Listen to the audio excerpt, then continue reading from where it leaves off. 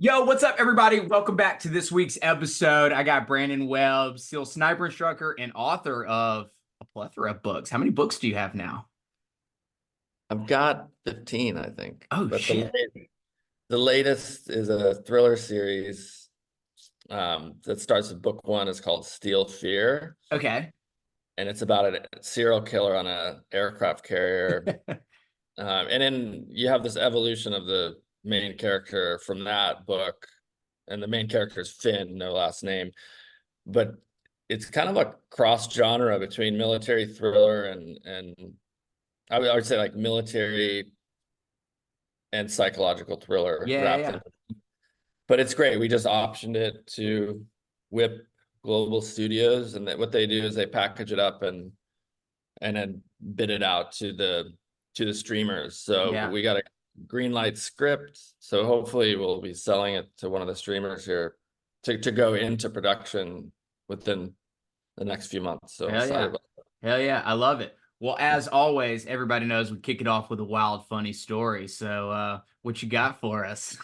that. Well, you said wild, you didn't say funny. So then I've got a few stories. I would say a wild story for me was when I was deployed to Afghanistan. We were primarily based in Task Force K-Bar, which was in the south of Afghanistan in Kandahar. But we were going up to Bagram, to base out of Bagram, to do missions into the Hindu Kush and exploit these cave complexes. One time we were in Bagram and they said, we want you guys to be the QRF force with the Danish, and QRF stands for Quick Reaction Force. Yeah. So if you and your team are out on a mission and things go bad or you get overwhelmed, the QRF is there, all jocked up. Just grab your pack and get on the helicopter. And so we were QRF with the Danish. We're all jocked up in the tent. We've been briefed, and we're just kind of hanging out, reading books, Yeah. passing time. And all of a sudden, we get the call up for the Alert 5, and there had been, I'm pretty sure this was, I don't know, I want to say it was during the Roberts Ridge. It was definitely around that time. Okay. But anyway, there was guys that were pinned down, and so we get a quick brief, and we're on the helicopter, and the 47 and the rotor blades are spinning, and I'm like, why aren't we taking off? And then this group of Rangers comes out, and it's like, and then there's this argument between our platoon commander and their captain, and then it turns out that, it's like a turf war, right? They're like, no, we're the QRF for that group. And so we got off the helicopter, and 15 minutes later, helicopter shot down, half the people dead on board. Oh, Yeah. So, and I probably have like those near death stories, at yeah. least, two or three more really good ones like that. Oh So, man. Damn. Yeah, yeah, that's a wild one for sure. For sure. yeah, Well, that kind of leads me into like, I guess that kind of segues is one of the things that I really wanted to pick your brain about and ask you is after reading one of your books is you talk about this concept of like 90-10 rule, and in the sense of like within a team there's like 90% of like your go-getters, and then you always have 10 people it's like what the fuck is going on down here at the bottom of the barrel. And like yeah, as I work with teams, I call it like three circles. You have your top, your middle, and your bottom, and you're always yeah. going to have people in the bottom. And so I'm curious of like why do you think that is, and how do you as a leader, as somebody that's in the top circle or in the 90%, like how do you deal with those people? Like how do you still get the shit done that you need to get done, knowing that you still have some draggers down at the bottom, so to speak? I mean, I think it's easier in business, especially when you're the owner or the CEO. I mean, the challenge comes when you grow a larger organization, right? Like Right. I would say if you're managing over 100 people, then it gets challenging. Right now, I've had a e-commerce business with 100 people, and it's tough to manage, and I made a lot of mistakes. Right. And now that I have a smaller business, I don't have any bottom 10%. Like Mm. there's the bottom of the middle, like you said, Yeah, right? yeah, yeah, And I think I think especially a challenge I had coming from the SEAL teams, where you're fortunate enough to have this highly curated group of motivated guys, right? And mhm, inevitably, you have a few that slip past, and the teams are very good about rooting them out and sending them back to the Navy. Even my own swim buddy got sent back in Buds. Um, Stella, he got sent back to the regular Navy, had to go through Buds all over again. damn, yeah, And which he did. And he was a very, very talented guy. He just couldn't keep his mouth shut as a new guy. But anyway, for me, I'm always, if I find that there's someone scraping the bottom of the barrel, like they hit rock bottom and they busted out the jackhammer, yeah, yeah, deeper, I get rid of them like very quickly. And it's easier to do in a smaller organization, where I would say like sub 50 people. It's much easier to see who's pulling their weight. right, The other thing I learned, because I went back, uh, having grew this e-commerce company. I had a subscription box business called the Crate Club, which grew to $20 million business very quickly, but just got out of control. yeah, I had no idea how to manage this in supply chain and forecasting, and I had people in the wrong roles. So I went back to business school. Harvard Business School has this program for entrepreneurs. It's a 2-year program. So I went back, I enrolled in that.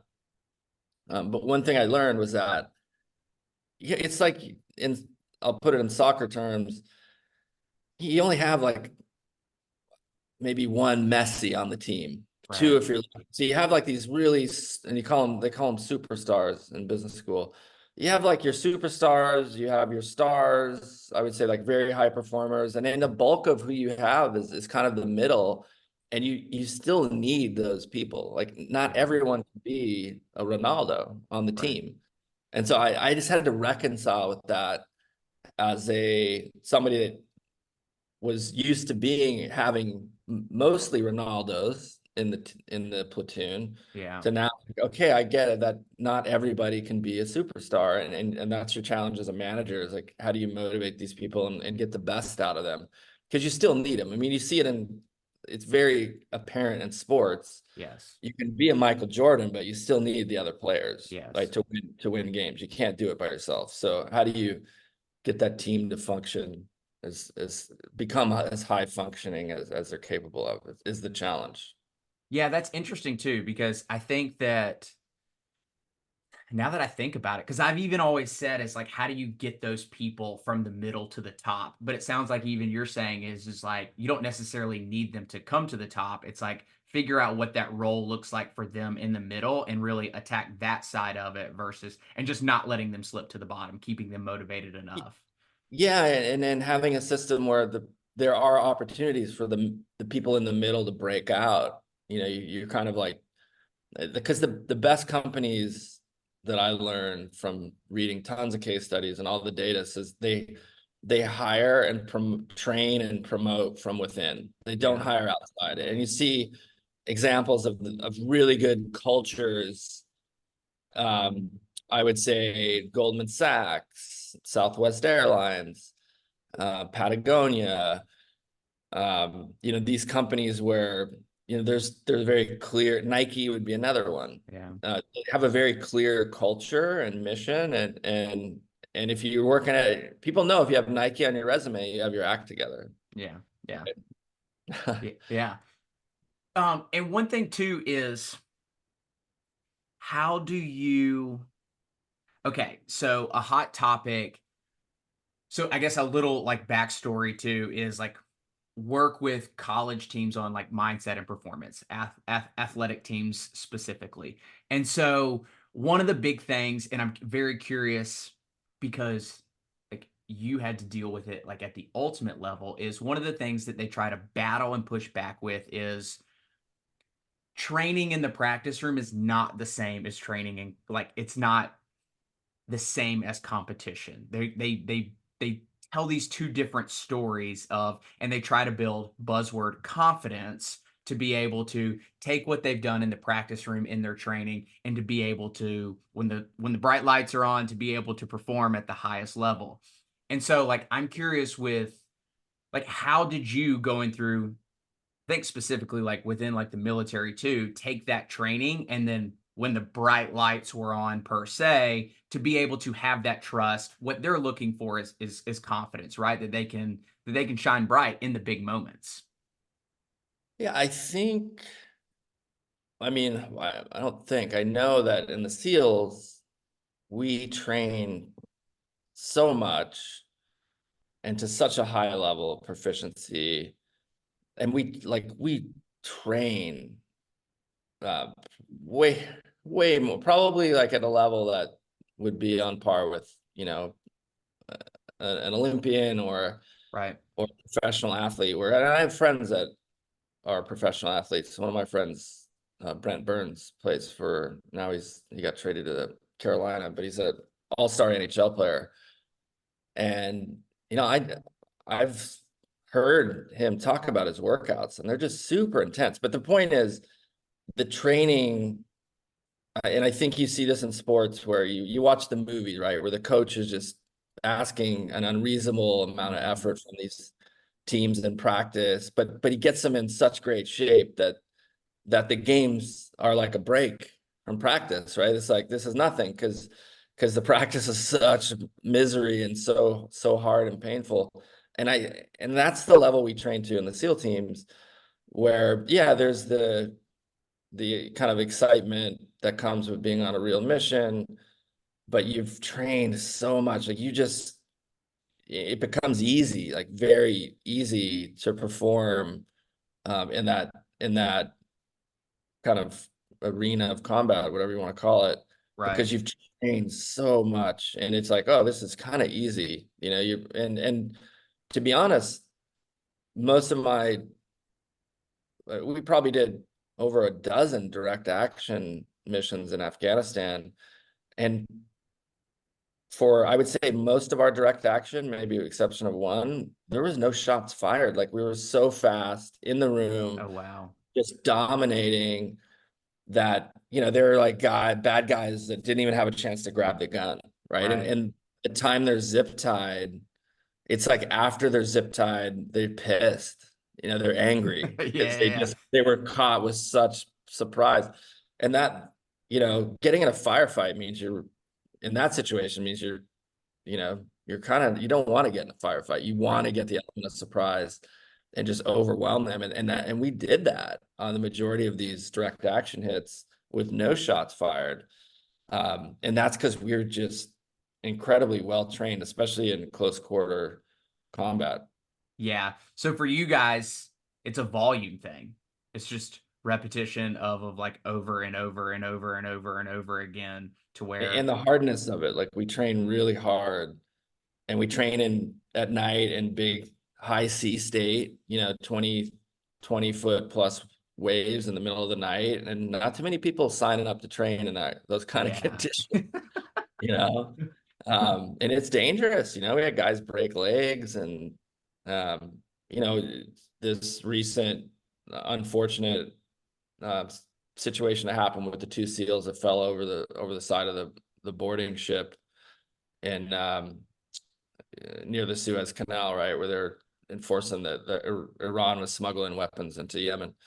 But we lost a guy in training, like fell off the ladder, and you try and because you're wearing so much heavy equipment, your body armor, your magazines with bullets, your guns, everything, breaching equipment. You try and neutralize your buoyancy, like stuff these life jacket material into your Yeah. body armor. But I remember a guy we dumped. Um, he was on a sister platoon, but he got dumped off the ladder, and he popped up a minute later, and he said he had to clear his ears 3 times because when you sink, the pressure, you have to Yeah. equalize the pressure. And so he's probably around 30 feet deep before he like got his stuff off to swim up to the surface. But Damn. that's why you get paid the big bucks. But it's high risk training. Yeah, yeah, yeah. So how do you fight complacency?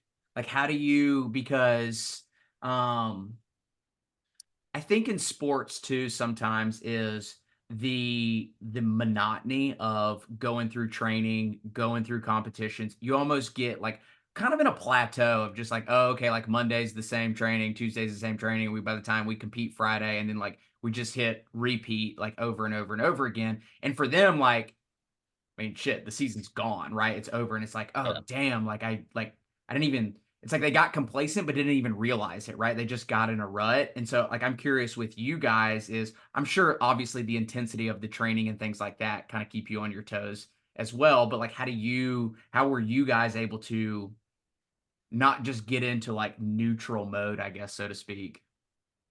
I mean, I wouldn't say we're perfect in that sense. Like the the second platoon I was in at SEAL Team 3 was a platoon that you could almost say maybe they got complacent. And sometimes we would break up platoons just because the chemistry wasn't working. And that Hmm. guys were on paper great guys, but it just the chemistry wasn't there, and so we'd break them up and reform.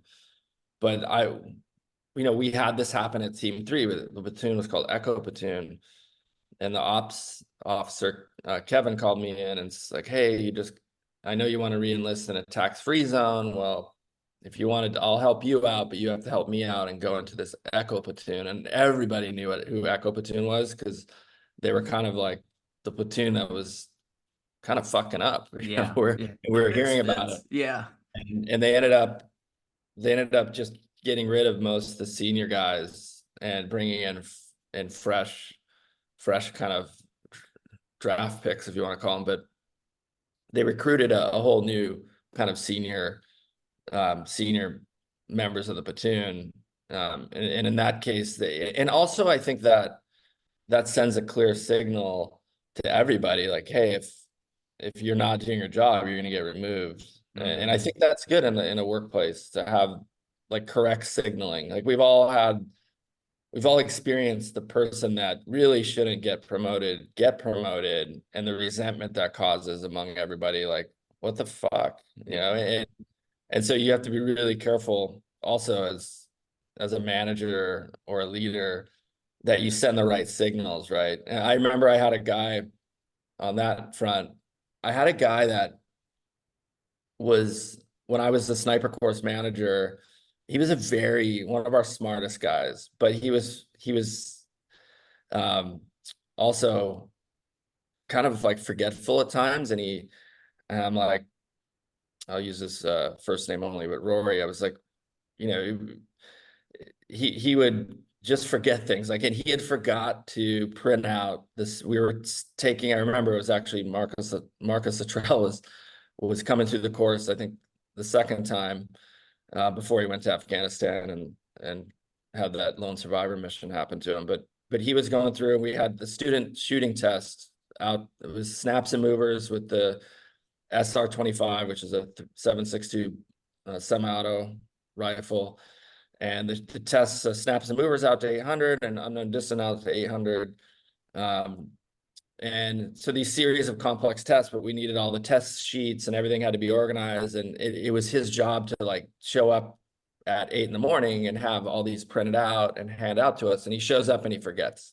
yeah, And I sent him home. I'm like, go back to San Diego. We're at Camp Pendleton.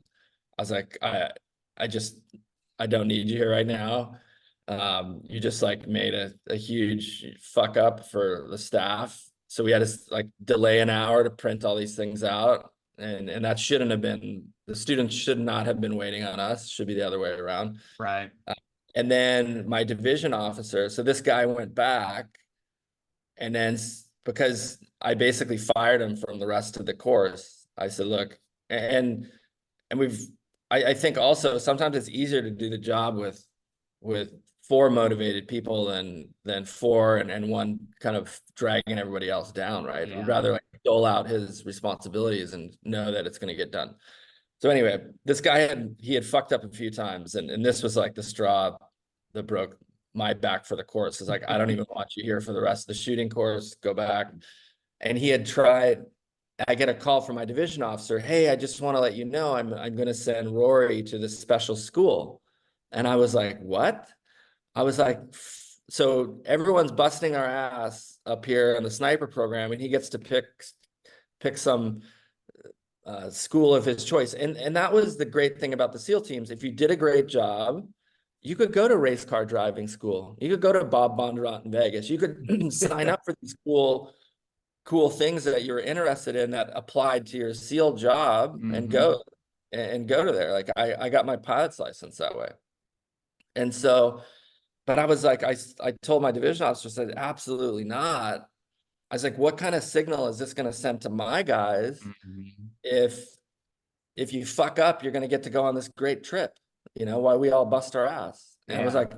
I was like, no fucking way is that going to happen. So I, much to his displeasure, I canceled it. I'm like, you're not going anywhere, dude. I was like, you go think about how to get your shit together, and if you want to be a part of this team or not, or go, and if not, go somewhere else. And so I think those kind of signals are important to send. Because if the wrong signal is sent, it causes problems with culture. So it's kind of like back to this culture of high performance. Yeah. That in itself is important to kind of build that culture within an organization and uphold the standard. Um, because if you don't, if you then you're then you're getting into that complacent zone, right? Yeah. Yeah. As you came in and became a teacher, a leader, so to speak, like within like the sniper school, were there certain pieces of culture that you had to go in and just alter, change, or even just make better, right? Like not Yeah, no, I necessarily it mean, was bad. yeah, no, absolutely.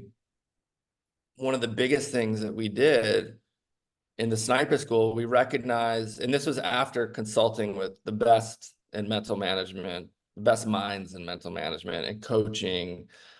And Now, we, not to cut you off, but you were kind of anti that at the beginning, correct? If I was reading.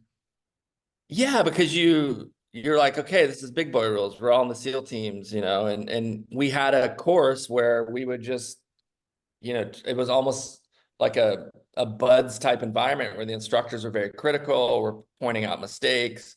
Which does put a lot of pressure on the students, but there's ways to put stress and pressure and be also a good teacher. Right. And what we realized was that the we were we had a very negative style of teaching. And we said, look, we're already getting qualified SEALs. Most of them are very experienced, and typically the best shooters and the smarter, I would say, guys they gravitate towards the sniper course, or they get selected like I Mm-hmm. did. I didn't pick. I got chosen by my platoon chief. And so we're already getting this very high caliber student. Why are we treating him like a bud student? Or, and we're running it similar to the Marine Corps course where it is kind of a rite of passage. We said, no, we just we can have a very high standard, but we don't need to point out the mistakes, because when you're telling beginners, like anytime someone's learning a new skill or tradecraft, you don't want to point out the mistake, because you're just negative. You're it's called negative programming, right? So if you're learning to shoot a high powered rifle, sometimes guys, after a while, they get a little bit of a flinch, and we put a dummy round in the rifle, and either the guy pulls and it's click, or he pulls and he jumps. And Mm-hmm. that's how you check for it. And we would just hammer guys before, like, what are you doing? You're flinching. And now all he's thinking about is he's got a flinching problem. Everybody that heard it is thinking about flinching. And so, that's an example of like a negative style of teaching method that can go viral in a very bad way Mm-hmm. amongst the students. And I said, guys, we adopted this positive style of teaching where, okay, I see the mistake being made by the beginner. Let me just tell him what to do to correct the Mm-hmm. behavior, and tell him to focus on his shooting checklist. And that eliminates the flinch. And and imprints a very positive message. And that was a huge thing that we did among, teaching the students how to deal with self-talk, how to deal with stress, how to visualize and practice in their heads. And when we made these changes when I was a course manager, we had a 30% failure rate. So 20-ish students would show up, 30% would flunk out. Mm-hmm. And we made this change, and the first time we had everyone graduate. And it just, we held like a 99% graduation rate. And it's because we just became better teachers. We realized these guys were highly motivated. They had the ability to pass. We just weren't being great teachers until we changed our system. And yeah, we'd have one or two guys that couldn't make it, but it wasn't 30%. Yeah, You know? yeah, yeah. How much was it a change for like you? Because I'm assuming like when you came through, it was the more of the negative Yeah, reinforcement. you just had to kind of sink or swim. And that's why like 30+% would fail. So I mean, there were some guys who are like, they don't want to let go of the old system because it's kind of Yeah. fun to be an bully instructor, right? Yeah, yeah, You have yeah. like the sniper and dream in the palm of your hands for these guys. And I just said, look, we're here to, if anything, we raised the standard Yeah.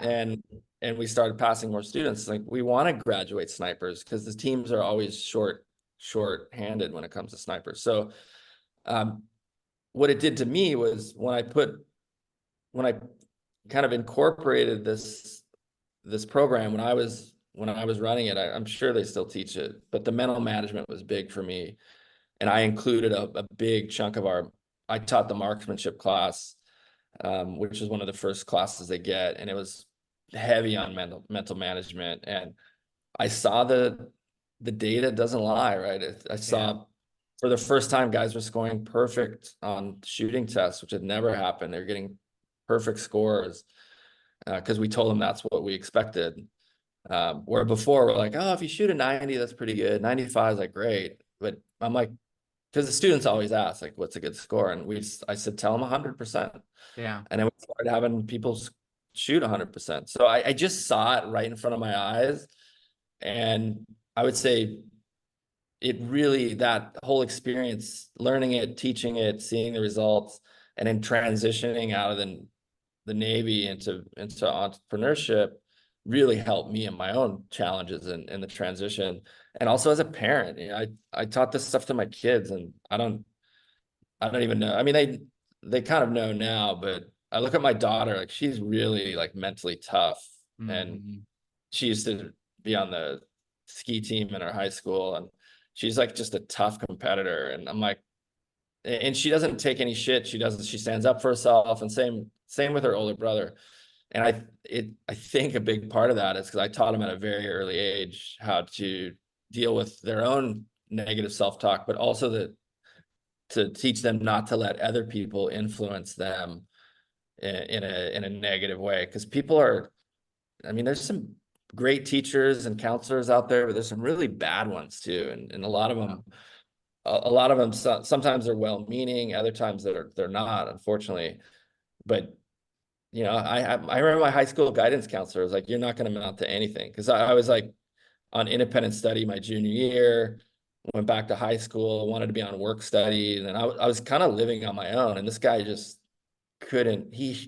I don't, for whatever reason, just couldn't stand me. And he just was like, "Who the hell are you? You're some 17-year-old punk with Yeah. living on your own. Your dad kicked you out, and I'm just trying to graduate high school at a traditional school and work my job, and this guy shit all over me and literally told me, he's like, you're not gonna, there's never no way the Navy's gonna take you. I mean, like, who tells a fucking high school kid this, um, and turns out this guy Steve, I think his name's Steve, what's his name, Steve Bennett or something, but he turned out he's like a local politician for Ventura County, California. Makes sense. Yeah. I was like, yeah, go figure, perfect job for him.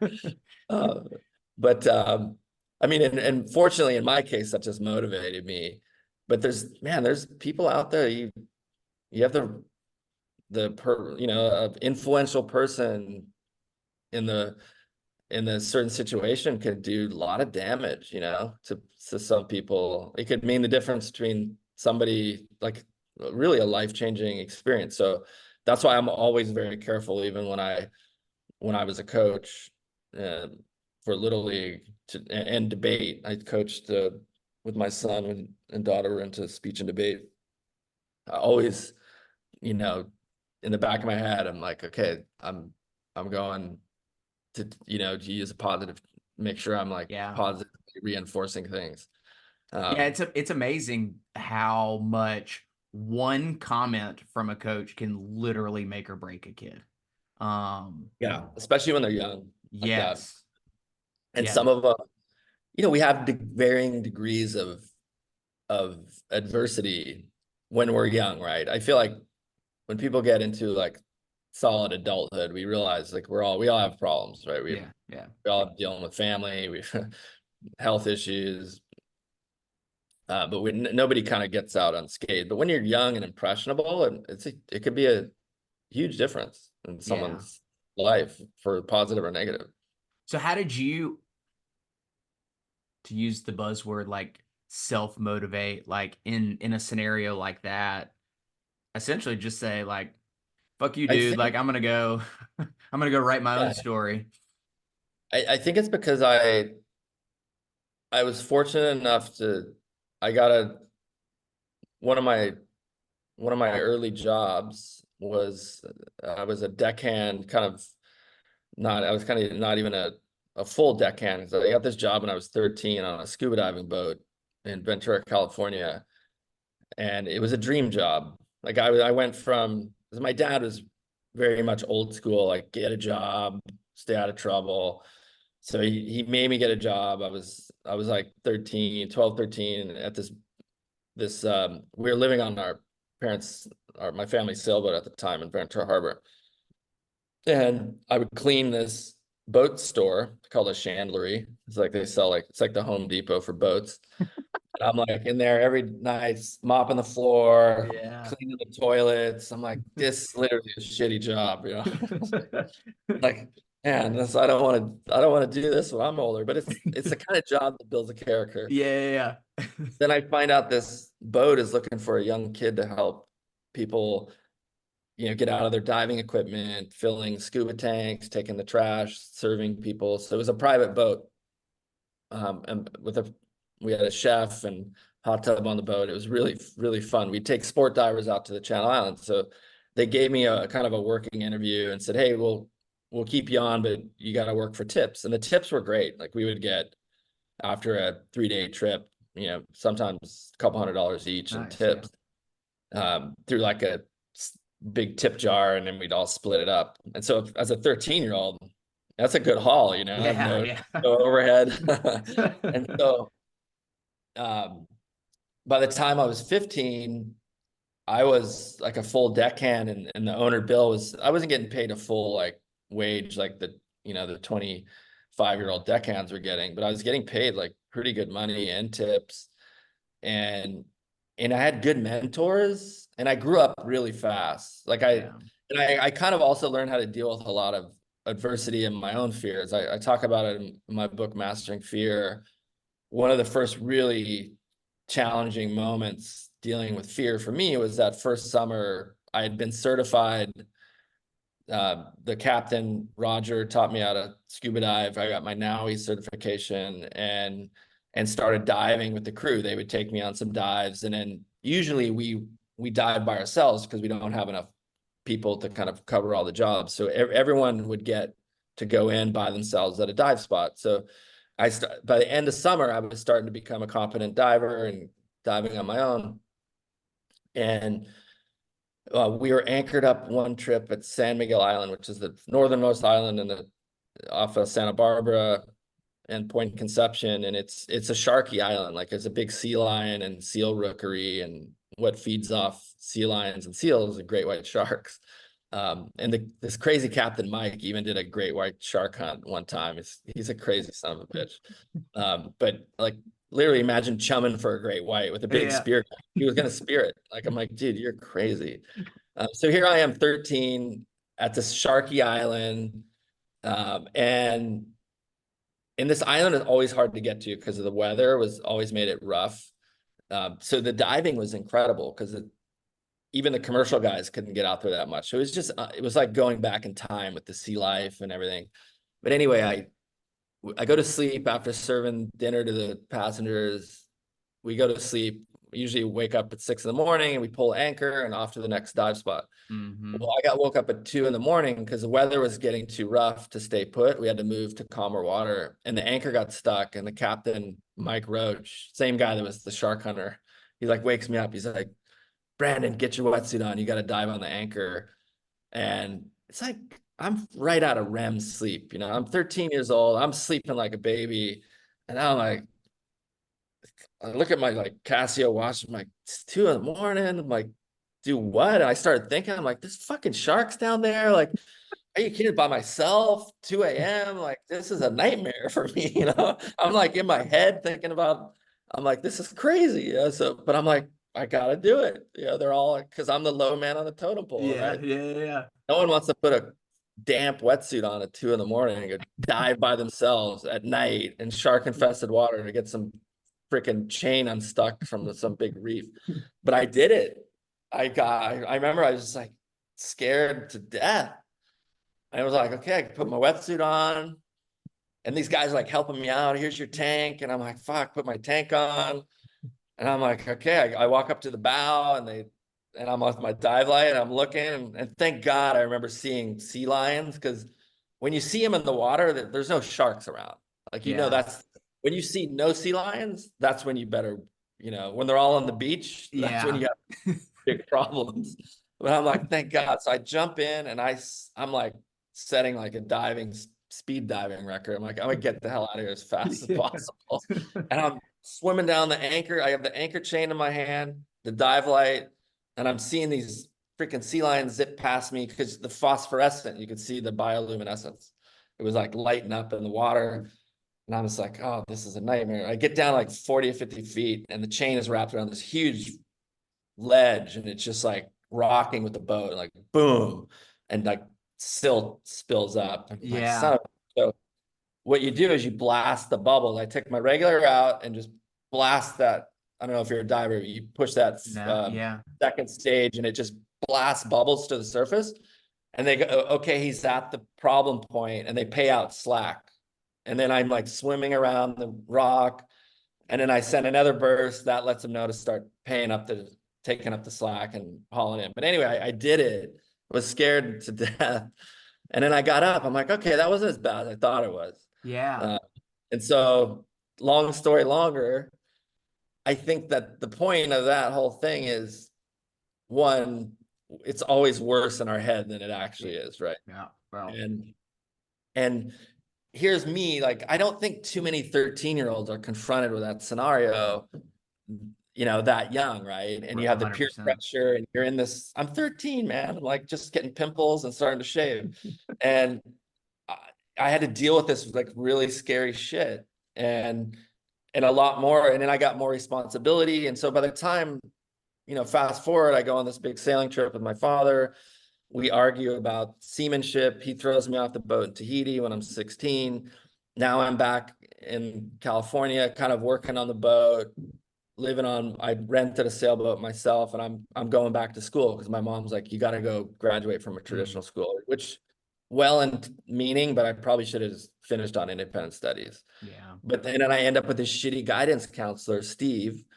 And so by the time I'm in front of him, I'm like, dude, you're a fucking asshole. Like I Yeah. could see, like I'm 17 looking at him like, dude, you're just a jerk.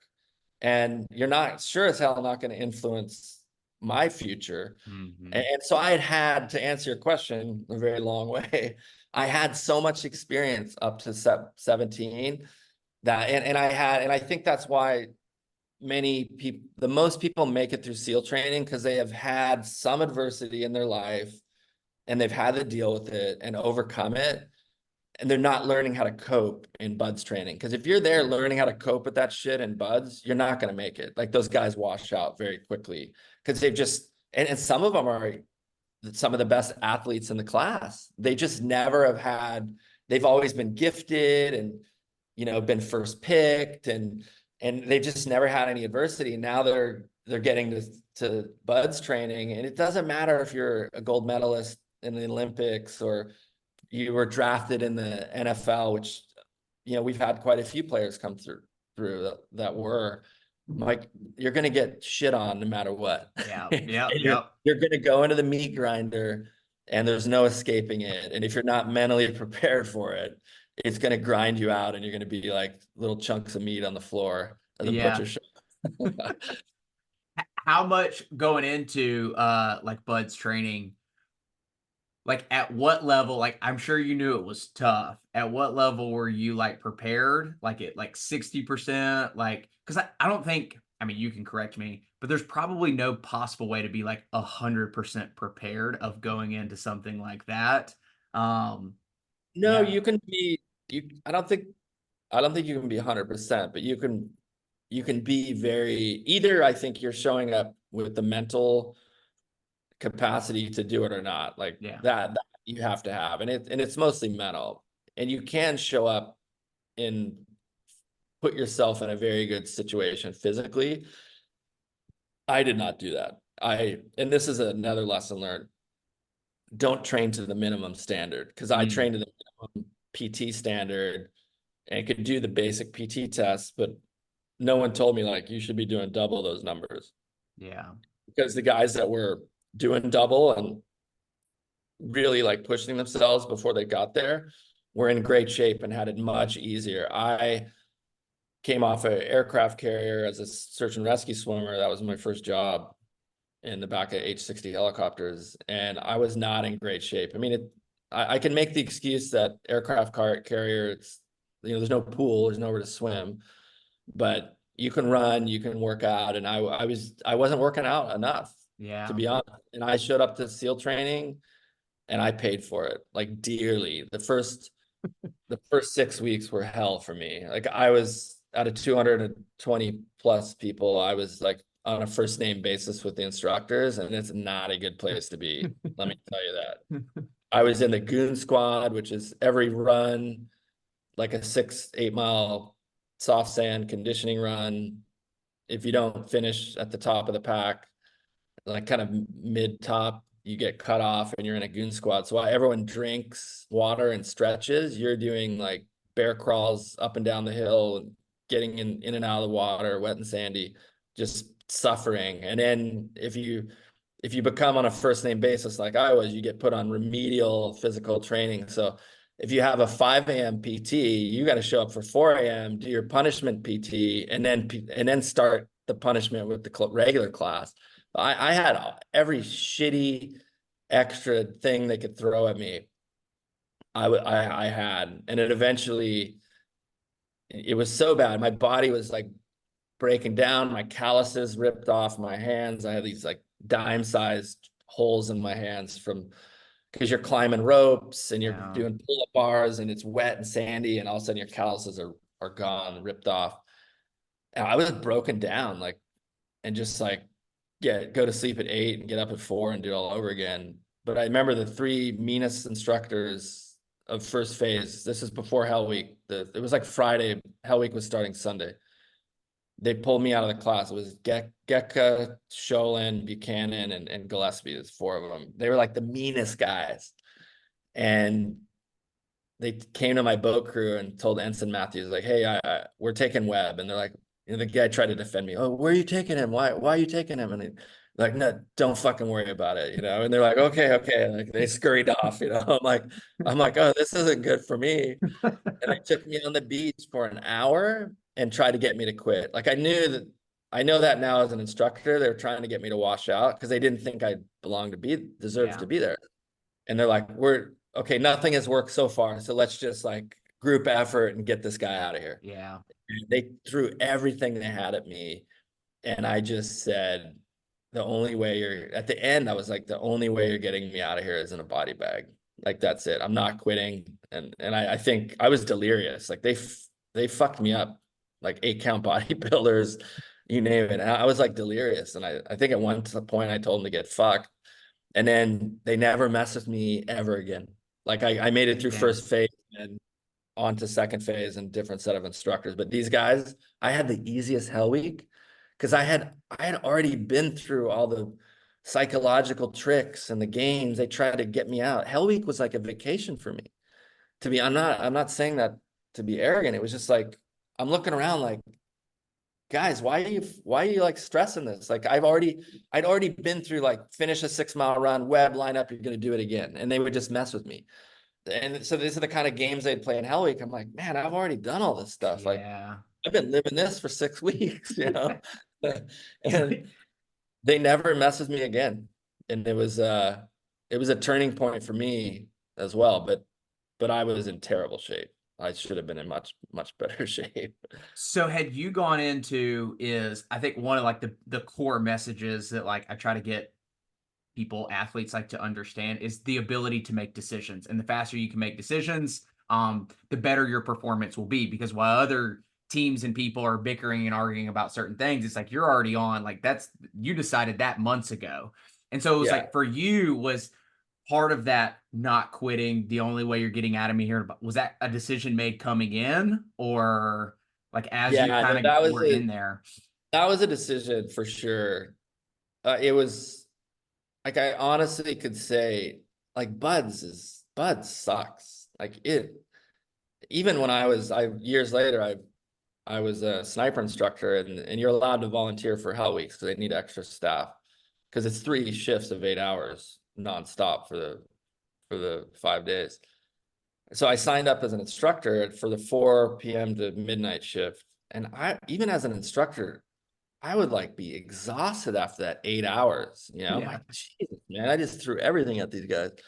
And I remember like, I can't believe I did this. Um, but I had early on, I would say the first week of because you do 2 weeks of pre-training, which is they kind of like yell at you and it's called induct. And you kind of get used to it and you're waiting to class up for first phase. And first phase is the mental physical conditioning phase. And it's known to be the meanest and the most challenging phase. And it finishes with Hell Week, which where they keep you up for 5.5 days. But you're not just up, you're like paddling boats in the middle of the night. You're doing log PT, you're doing 2 mile ocean swims at night. So it's not like you're just sitting around Right. trying to stay awake. Um, it's miserable. But the first week of first phase, one of the fastest runners in our class, I forget the guy's name because he quit so soon, but he was like always up front of the pack. Instructors loved him. Like, oh, you should be like this guy. And he's the first one to quit because he's like, I can't deal with this. It's like 4 a.m. We know we're gonna get our ass kicked on the beach for 5 a.m. PT. And he was like, I'm out of here. And that's when I knew I was like, wow, this isn't physical. Like, this is mental. And I just made the decision. I'm like, okay, I got this. Like, I'm not literally told myself, like, the only way I'm getting out of here is on a stretcher or in a body bag. And I just made that decision and that was it. I never thought about quitting. And I know there are some guys that do really struggle with it all throughout the 6 months. We even had a guy quit Ornay like 5 weeks to graduation Damn. because he had a really kind of easy bug. Like he always in the best boat crew. He was a swimmer for the Naval Academy. This guy Ensign Ornay, and he was like he messed up when we were in the mountains doing land navigation. He really messed up, so he was getting just destroyed around the clock by the instructors. No sleep, you're up in the mountains, you're cold, you're wet. And it was the first time he really had to deal with that. He quit. He, Damn. 5 weeks to graduation. After all of that, I'd been through Hell Week, everything. I remember I saw him at the air station North Island about a year later. I had just got my Trident and I was at the food court and I saw him. He couldn't even look me in the eye, but he ended up being a pilot. They made him a pilot. Good guy, but just that just shows you like it's tough until the very end, and guys struggle. But I can honestly say I never thought about quitting. Yeah. Yeah. Well, and it sounds like too is the hardships early on benefited you. Yeah, It's the absolutely. NFL player that gets the praise all the way up until they're in the NFL, and then somebody tells them they suck, and they're like, distraught mentally because they've been praised all their life. And now some GM or coach is like, dude, you're out of here. You're no good. You're washed up. And they don't know how to Yeah. deal with it. Like, Yeah. Yeah, no, that's a good point. I had dealt with that many times early, and that, they do all these funny tests and surveys, like where guys go to school, what hobbies do you have, like, because they're trying to figure out the best SEAL candidate. I'm like, it's easy. I would ask one question: Have you had to deal with serious adversity in your life? Yes or no? And chances are the yeses are guys that I want. yeah, yeah, totally. I wonder too is so this year for me, like my big thing with a lot of the teams has been like defining words because I think there's just so many buzzwords that get thrown out there. And most of these 18, 19, 20, 21 year olds, they don't have a fucking clue what these words mean, right? Like I go into a team, I'm like, what's the number one thing you want? They're like, confidence. I'm like, what is confidence? And they're like, I don't know. I'm like, how do you want something you don't even know what it is? Yeah. And so I think for one of the other big ones is leadership and this idea of like, I need you to be a better leader. And I need just, I'm like, yeah, but you have to tell them like what that actually looks like. And so I'm curious, from like a coaching standpoint, if you were preaching or coaching like leadership, like what does that look like for you if you were to describe it to a team, so to speak? I mean, I remember, I think, you know, leadership, it's a tough one. And there are many forms of leaders, right? There are leaders that, and we see it like for good or bad in politics, right? Like, and I'll use Trump as an example. Like Trump, obviously very like smart guy. Um, he makes a good reality star because he's a character. Yeah, yeah. He says whatever he's on his mind. But when I look at his leadership style, I don't think Trump has ever led a really big teams. Like, because Mm, my dad was also in construction and a developer on a much smaller scale. But it's not you're never managing a big team, mm, right? And I don't think Trump is a guy that, because he obviously, even if he's leading a small team, he's leading a team. And when you're president, yeah, he had a big team, but I don't think he's his leadership style is more of like fear. Um, I think he has some exemplary leadership traits, but he's more like fear-based. And I don't think that's a good style of leadership. Because when you're out of power, people just leave. And you see this with Trump, right? Let me think of the massive turnover he had in his staff when he was president. Like people are always leaving him or getting fired because he's just very demanding and leads by fear. And I think so there are different styles of leadership. That's right. the point I'm making. And that's like one example where you look at another person, or even president, right? Like John F. Kennedy, I would say JFK was very charismatic. People just wanted to be in the same room with him. Mm, He didn't have to like demand loyalty, and people just gave him his best, and he just had a way of getting the best out of people. And I listened to the we did a case study on the it was the Bay of Pigs and then the Cuban Missile Crisis, and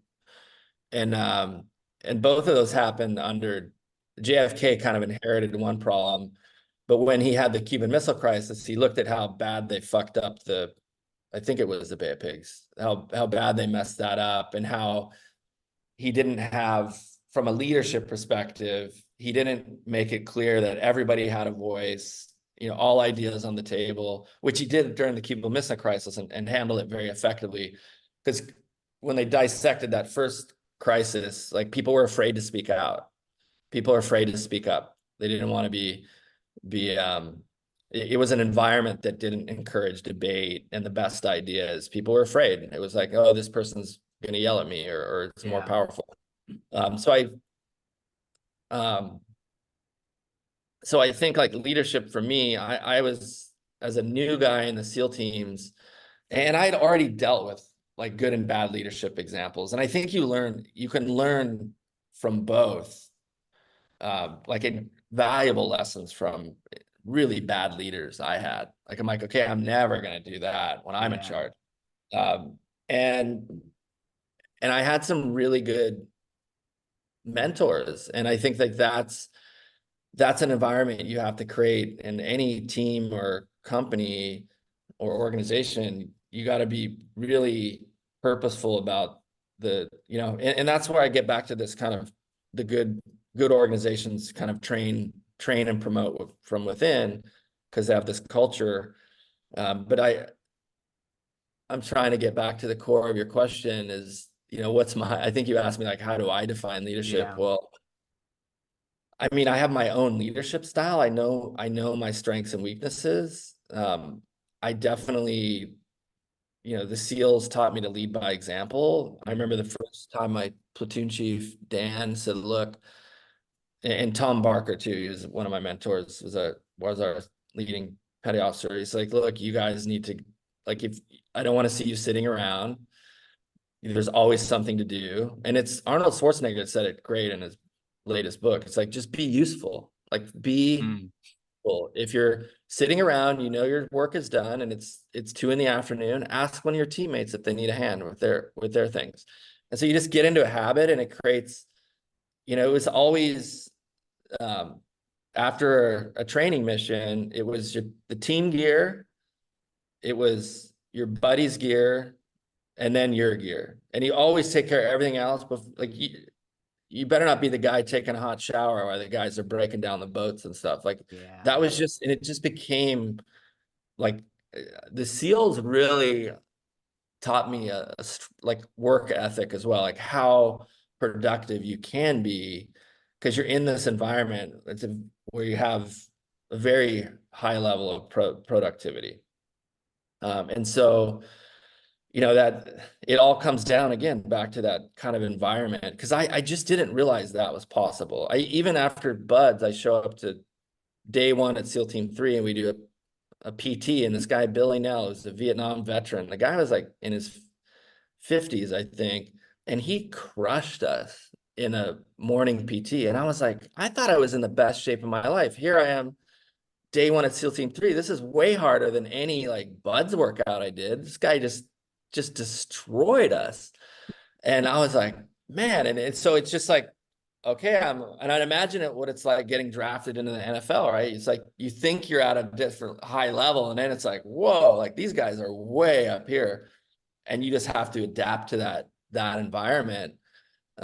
So, I would, if I think about like what makes a good leader, it's somebody that genuinely cares about the team.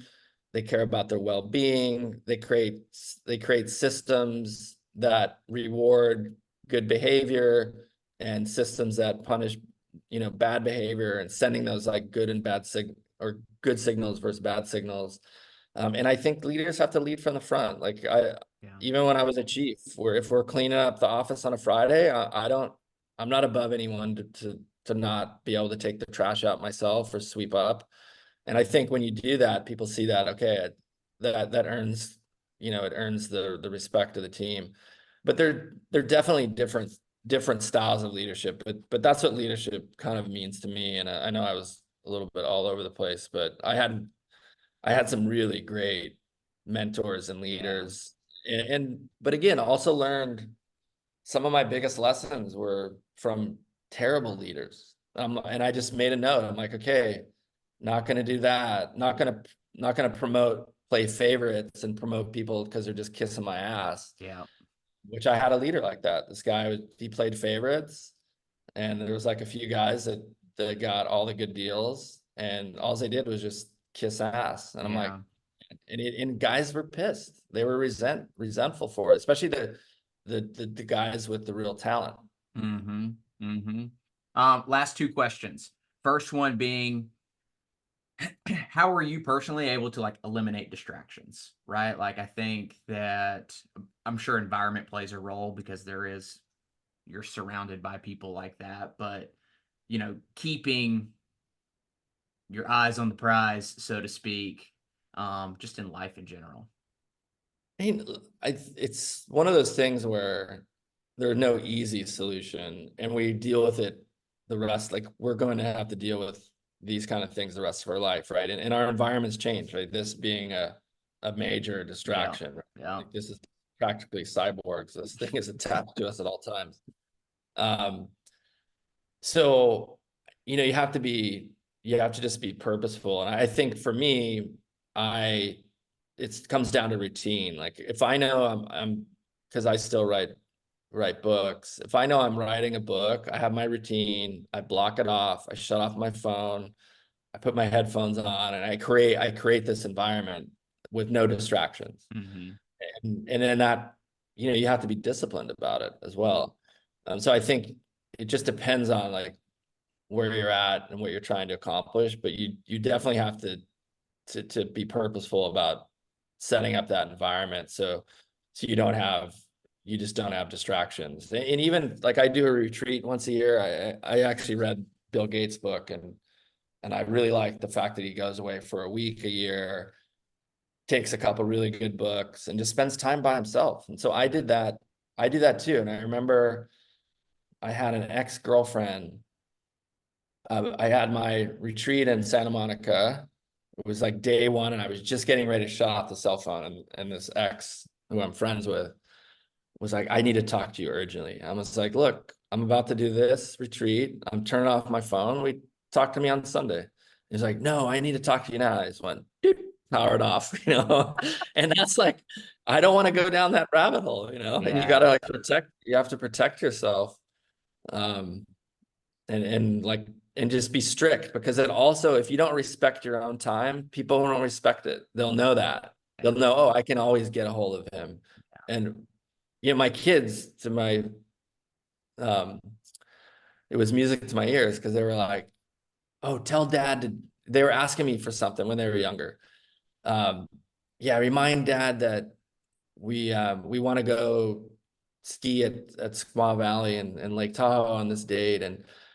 Um and then my youngest like, yeah, make sure he puts it on the list, because if it's on his list, it gets done. They just knew it, like my Yeah. little to-do list, right? And I'm like, oh, at least they know, that if it's on the list, it gets done.